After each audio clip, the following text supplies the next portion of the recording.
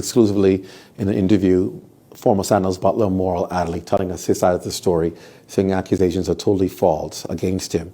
Before the break, we asked you, Moral, why you pleaded guilty in the courts after this happened and this ordeal happened. Sandals let you go on the spot to ask you to go to the police station, file a report. You were taken by your superiors to the police station to file this report. If this accusation was untrue, why did you plead guilty in the magistrate court to indecent assault? Well, I know after reading a lot of the comments online and what a lot of persons had to say on a day-to-day basis, you know, it didn't sit well with me. The reason why I pleaded guilty, and, you know, to set the record straight, my initial plea was not guilty. It was not guilty. It was not guilty. You entered a plea of not guilty initially. I entered a plea of not guilty initially. I made a hasty, unwise decision at the time by not taking a lawyer with me to court because I didn't know the extent of this case. Okay. My plea was not guilty, and when I was in court, Sabasolola Swain, I believe. Sabola Swain. She remanded me to Her Majesty Prison for 3 months. Because I am the sole provider of my family. I was a newlywed as well. You just got married? 3 months into my marriage.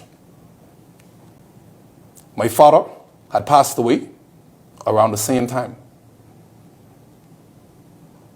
Wow. He was cremated by mistake at the Princess Margaret Hospital. That was the story we did on Eyewitness News about the father who was cremated by mistake. They had the wrong person cremated. They had the wrong person cremated. That was your father? That was my father.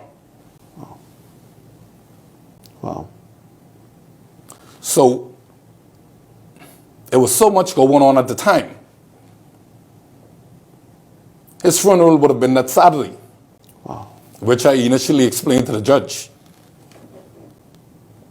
And she could not have given me bail, even if she wanted to. So you would have missed your father's funeral? I would have missed his funeral. My wife and my daughter would have been by themselves for 3 months. Because you would have been remanded? Because I would have been remanded. Because the case wouldn't have come up till 3 months later? Exactly.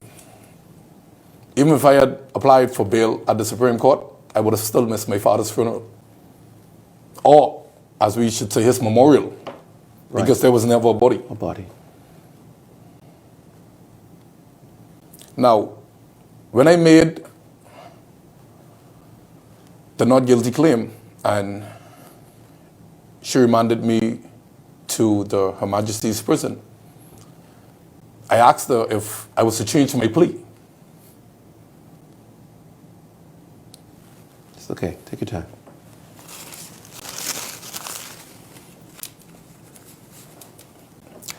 I asked if I would to change my plea, what would happen? She said it would go on my record and I would have to pay a fine to the Crown.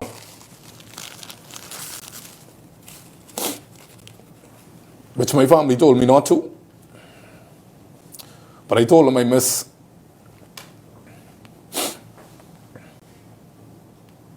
Basically, like I told my family, when my father passed away, I didn't have an opportunity to see him on his dying bed. So my next chance to make peace with him would have been the funeral. And the hospital had taken a privilege away from my family and I.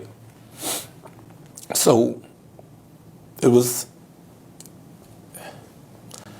unfair, but it was easier for me to plead it not guilty.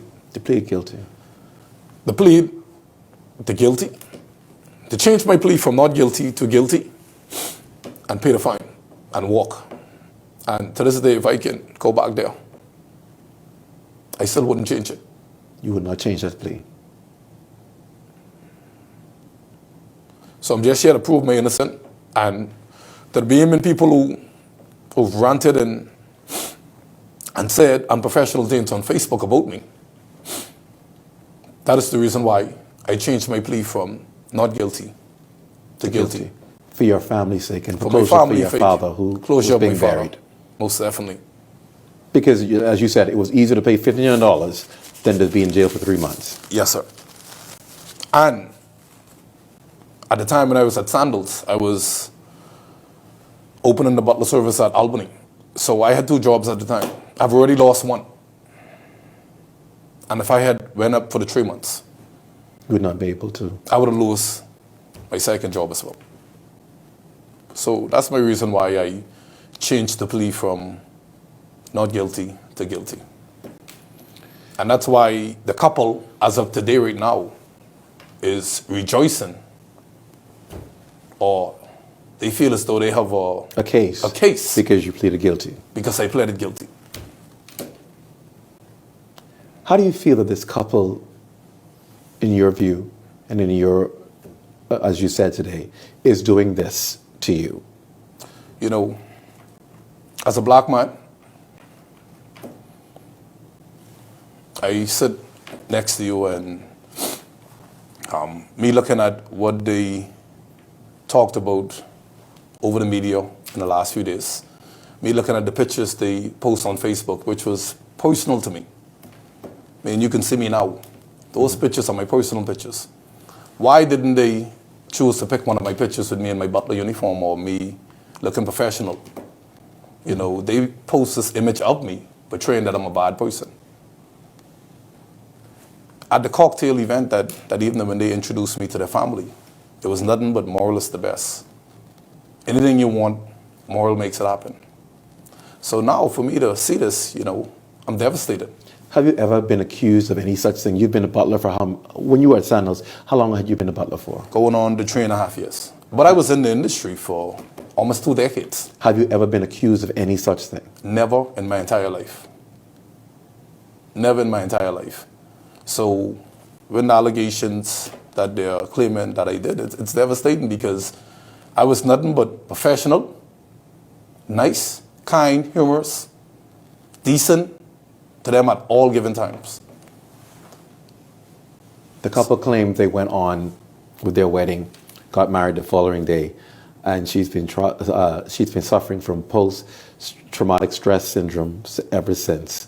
I want you to respond to that because she's diagnosed with that. That's what she's been dealing with since this ordeal. I want you to respond to that when we come back after this break. You're watching Beyond the Headlines. We're back after this.